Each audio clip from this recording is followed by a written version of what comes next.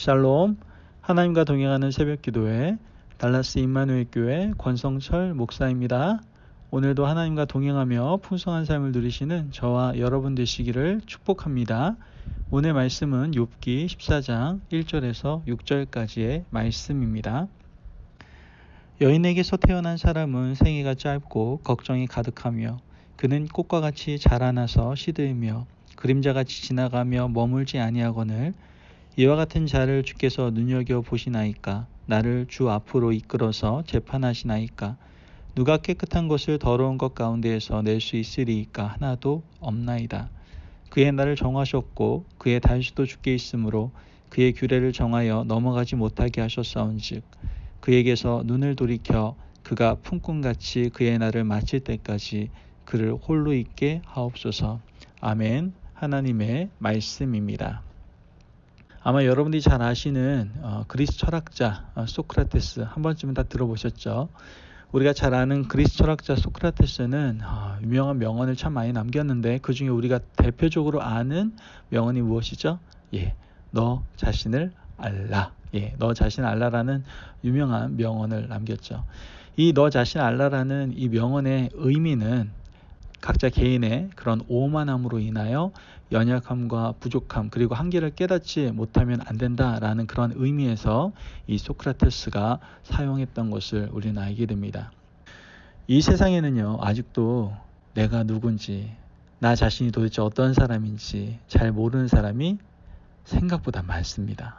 특히 자신이 뭔가 좀 된다고 생각하는 사람일수록 내가 좀 배웠다, 내가 좀 뭔가 가졌다, 내가 뭔가 좀 누리고 있다라고 생각하는 사람일수록 정말 천상천하 유아독존 자기 잘난 맛에 그냥 살아가게 되죠.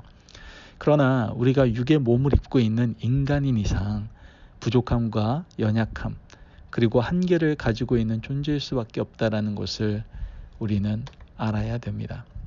사실 자기 능력의 한계를 알고 있는 사람은요, 이미 반 이상의 성공을 거둔 사람이라고도 생각할 수 있죠. 자신의 한계를 인정할 수 있는 사람은요, 다른 사람의 도움을 청하게 되고 또 더 큰 성공과 더 넓은 세상으로 뻗어나갈 수 있는 사람일 수 있습니다. 그런 사람이 어떻게 보면 참 지혜로운 사람이고요. 반면에 미련한 사람은 자신의 한계를 보지 못하고 깨닫지 못하는 사람이다라고 우리는 생각해 볼 수 있죠. 오늘 우리가 읽은 이 본문을 기준으로 해서 욥기는 거의 한 3분의 1 지점을 통과하는 것 같습니다. 지금 시험 가운데에서 3분의 1 지점을 통과하는 것 같아요. 지금까지 욥이 지나온 과정은 그렇습니다. 동방의 의인이던 욥에게 큰 어려움이 닥쳐오죠. 하늘나라에서 하나님과 사탄의 대화가 어떻게 오고 갔는지 알 길이 없었던 욥은 그냥 자신에게 다가오는 어려움을 그대로 받기만 했죠. 재산이 한순간에 날아가고 자녀를 한순간에 잃었습니다. 건강도 잃고요. 그리고 관계도 다 끊어지고 말았죠. 친구가 이런 위기에 처했다는 말을 듣고 그 3명의 친구가 멀리서 욥을 찾아오게 됩니다. 사실 욥을 위로하러 왔다라고는 얘기는 하는데 내용을 보면 위로한다기보다는 오히려 욥의 상처를 그냥 후벼 파고 더 어려움을 던져주는 걸 보게 되죠. 한 사람씩 돌아가면서 욥에게 한 말은, 야, 과정 없는 결말이 있겠냐? 네가 안 한 짓 가지고 어떤 결말이 날 수 있겠냐? 어떤 인과론적에 근거한 그러한 이야기를 하는 것을 우리는 보게 됩니다. 이러한 세 친구들의 말을 듣고 욥이 부분적으로 반론하다가 이제 세 번째 친구의 말이 끝나자마자 욥은 12장에서부터 14장까지 자신의 마음속에 있는 이야기를 한꺼번에 쏟아내는 것을 우리는 보게 되는데요. 우리가 오늘 말씀을 읽는 그 욥기 14장은 어떻게 보면 욥기에게 있어서는 하나의 단락이 딱 마무리 짓는 그러한 구간이다라고 우리는 생각해 볼 수 있습니다. 물론 15장 이후부터도 욥의 친구들의 새로운 반론과 욥의 이야기가 펼쳐지지만 욥기를 기준으로 어떻게 보면 하나의 분기점이 바로 오늘 14장이다라고 우리는 생각해 볼 수 있습니다. 욥이 친구들의 말을 듣고 나서 친구들에게 내뱉은 마지막 말이고요. 하나님 앞에 자신의 심정을 토로한 첫 번째 고백에서 욥은 인생에 어떻게 보면 새로운 전기를 마련하게 되는 것을 보게 됩니다. 본문 1절과 2절의 말씀을 보면 이렇게 이야기합니다. 여인에게서 태어난 사람은 생애가 짧고 걱정이 가득하며 그는 꽃과 같이 자라나서 시들며 그림자같이 지나가며 머물지 아니하거늘 이렇게 이야기하죠. 꽃과 같이 자라나서 시들고 머물지 아니하는 인간의 연약함을 욥이 고백하고 있는 거예요. 즉 자신의 한계를 어떻게 하고 있는 거예요? 고백하고 있는 겁니다. 나는 피조물이었고 꽃과 같이 태어나서 어느 한순간 시들다가 존재도 없이 사라지는 그러한 사람이다 라는 것을 누구 앞에서 고백하는 거예요? 하나님과 친구들 앞에서 고백을 하고 있다는 것이죠.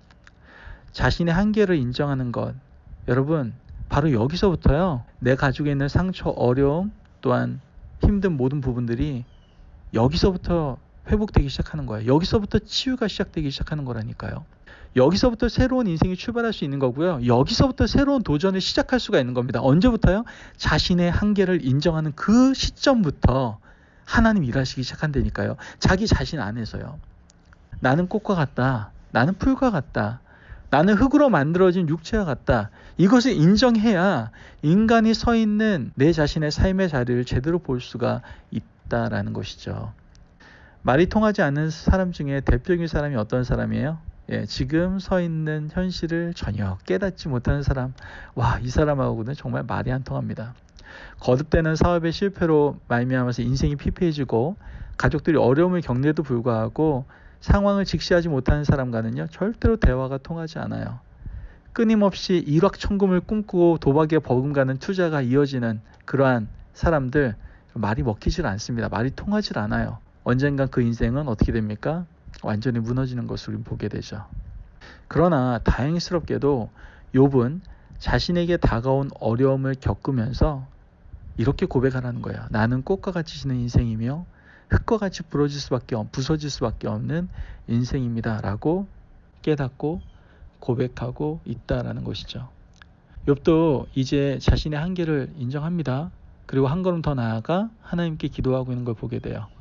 오늘 우리가 읽지 않았지만 13절 끝에 보면은 뭐라고 얘기하냐면은 나를 기억하옵소서라고 얘기합니다.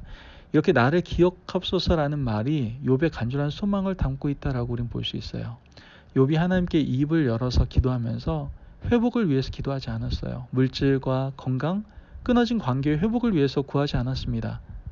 그러나 욥은 풀과 같이 사라지는 인생, 꽃과 같이 시드는 인생임을 인정하고 하나님이 자신을 기억해 주시기만을 어떻게 해요? 구하고 있는 거예요.